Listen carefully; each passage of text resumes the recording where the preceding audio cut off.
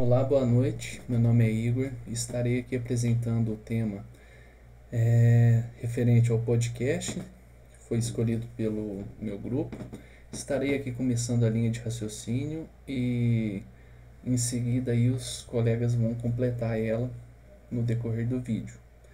Então o tema escolhido foi Fisiologia da Cultura do Milho com o professor Evandro Fagan. Então, a grande problemática aí abordada nesse podcast foi em como a planta de milho pode superar as condições adversas enfrentadas nesse período, de modo a assegurar o seu potencial produtivo, né? Que a planta, quando ela está em campo, ela tem fatores limitantes a todo momento, fatores bióticos e abióticos que impactam aí, que diminuem o potencial produtivo, chegando aí nas 80 a 90 sacas aí em média que nós temos aqui no Brasil com a produção de milho na safrinha. Então, foi interessante que o professor citou que um dos modos aí de você superar essas adversidades é preparar a sua planta para enfrentar essas condições de estresse, principalmente aí pelo estímulo ao crescimento de raízes. Foi até legal um ponto que ele citou, que a planta ela não tem um termômetro para saber a temperatura, não acompanha uma previsão do tempo. Então, ela tem um fator de regulação interna, ela tem fatores de regulação interna, que são os hormônios, né, que vão estimular a codificação de diferentes genes aí, através da expressão de alguns genes em maior quantidade, em menor quantidade, que vão resultar em diferentes respostas aí da planta, né? Então, o ponto aqui que ele citou é a construção de um bom solo nos parâmetros físicos, químicos e biológicos, de modo a assegurar o crescimento mais vigoroso e profundo das raízes, né? Garantindo assim que a planta consiga absorver mais água e nutrientes. Ele justificou também esse crescimento como sendo importante para a maior produção de citocinina, que é o hormônio da juvenilidade, ou seja, o hormônio do crescimento ali e da diferenciação dos tecidos. Então, uma planta que produz maior citocinina, ela vai diferenciar os seus meristemas ali para produzir mais folhas, a espiga, né? E dar prosseguimento a seus processos fisiológicos. Então, com maior sistema radicular, maior é essa produção de citocinina, maior a absorção de água e de nutrientes, né? E é importante então o desenvolvimento, a maior produção dessas citocininas, porque o desenvolvimento vegetativo dessa planta vai ser maior, né? Ele vai acontecer de forma mais rápida e mais eficiente. Porque afinal, o desenvolvimento vegetativo é que define o número de folhas que vão fazer fotossíntese para a produção de fotoassimilados, né?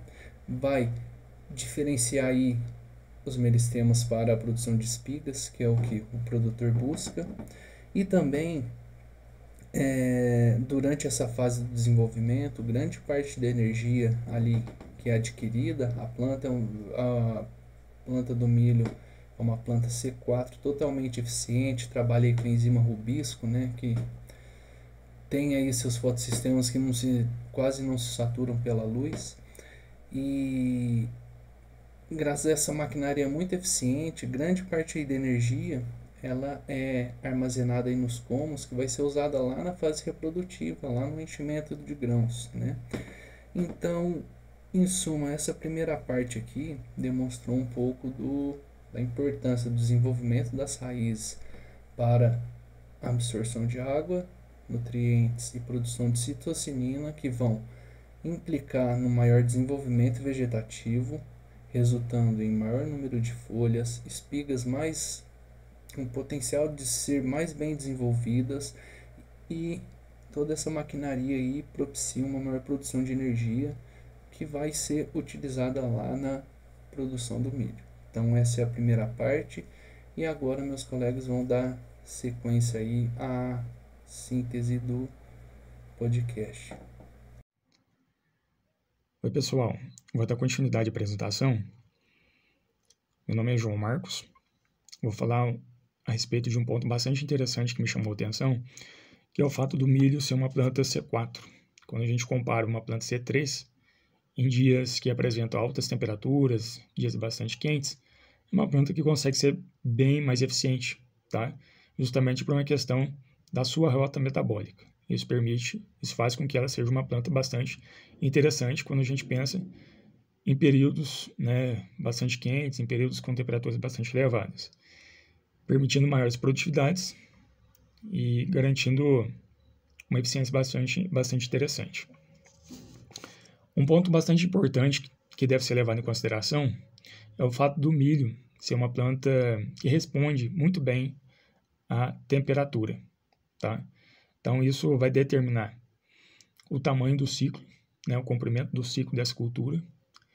Dias que apresentam médias de temperatura mais elevadas vão fazer com que haja um ciclo mais curto da cultura, né?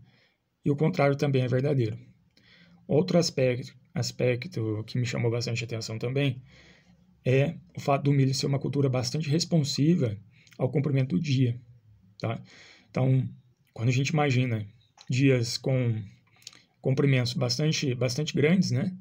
Isso faz com que a cultura ela seja bastante responsiva e isso vai determinar diretamente e impactar na questão de produtividade da lavoura. O contrário também é verdadeiro. Então, quando a gente imagina, por exemplo, um plantio que é realizado em outubro, novembro, é notório que as chances de se ter maiores produtividades são bem maiores, né? Isso é uma coisa bastante interessante. Outro aspecto que me chamou bastante atenção também é o fato da falta de água em determinadas fases do ciclo da cultura serem determinantes para a redução de produtividade. Por exemplo, quando se faz, né, o plantio e ali logo na fase inicial você tem uma restrição hídrica, isso vai impactar diretamente, de forma negativa, na produção. Outro ponto bastante importante que seria a falta de água no período de florescimento. Esse estresse hídrico vai fazer com que haja a falta de sincronismo, né, entre o pendão e a boneca, fazendo com que, devido a essa questão da falta de água naquele momento da fertilização, né, do florescimento, não se tenha a fecundação, né, sendo um fator que vai impactar diretamente na produção. Tá? Então, esses foram alguns pontos que eu achei bastante interessante de estar abordando, de estar compartilhando. E é isso, pessoal. Obrigado. Olá, pessoal, tudo bem? Eu sou o Igor de Andrade. Vou dar seguimento aí, que os meus colegas já falaram um pouco, sobre o podcast da Fisiologia do Milho com o professor Evandro Fagan. Bom, no terço final do podcast, o professor debate um pouco sobre a utilização de óleos como adjuvantes nas aplicações da cultura do milho. E ele ressalta que os óleos vegetais conseguem ser mais facilmente metabolizados pelas plantas, com isso eles são menos tóxicos, tendem a ser menos tóxicos, né?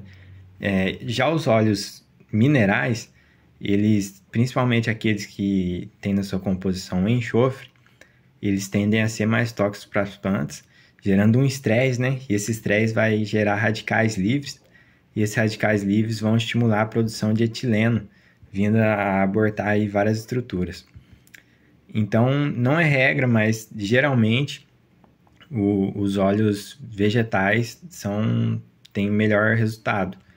E ele fala muito da importância, né, do etileno, que embora tenha essa produção, a gente não quer ele em grandes quantidades, porque pode vir abortar várias estruturas, fazendo com que a planta perca a produção.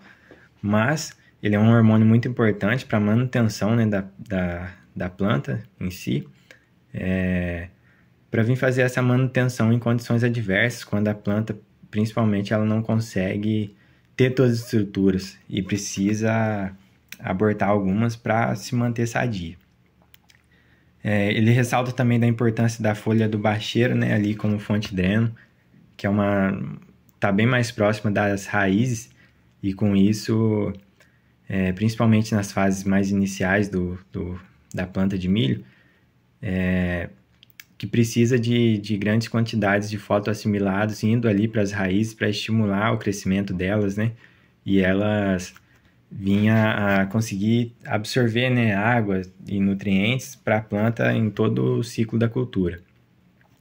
Então, no sistema de produção de milho, é imprescindível tentar manter as folhas do bacheiro sadias.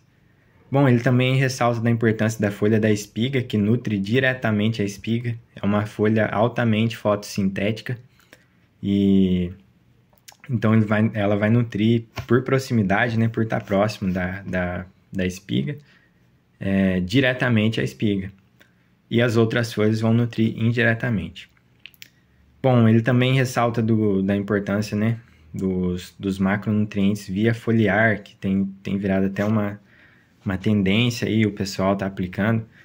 E o professor diz que a aplicação, né, esses macronutrientes via foliar não vai nutrir a planta, mas vai estimular ela a estar absorvendo mais nutrientes via solo.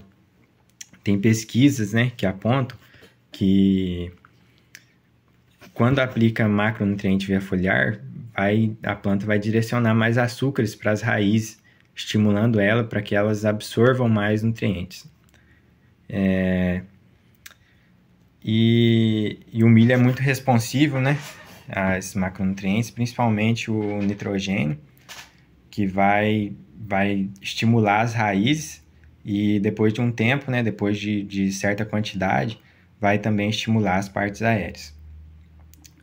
Bom, próximo do pendoamento, né, essas aplicações foliares tendem a ser mais responsivas ainda, porque próximo do pendoamento, a planta já está destinando os fotoassimilados, né, ali para as partes reprodutivas, né, e também as folhas do bacheiro já estão com sombreamento. Com isso, as raízes vão estar ali mais paradas, né? Não vai ter tanta direção de fotoassimilado. E quando faz a aplicação e vai direcionar para as raízes que estão ali mais esquecidas, a raiz vai conseguir se desenvolver mais e com isso a absorção vai ser maior. Por isso a planta tem uma resposta bem maior quando aplicado próximo do pendoamento. Mas a utilização, né, dessas aplicações é de V4 até o pendoamento. Bom, e ele também ressalta, né, que hoje no mercado existem vários híbridos tolerantes à seca, com características que favoreçam para que isso ocorra, como o sistema radicular agressivo, né, a curvatura das folhas que possibilitam, né, maior distribuição de luz ali, mas o professor ainda fala que o melhor para a planta, né, nas condições hídricas aí, é a melhor distribuição da irrigação e das chuvas, né? Então, ter água sempre nas fases, em todas as fases, mas principalmente nas fases críticas. Obrigado, pessoal. Foi isso.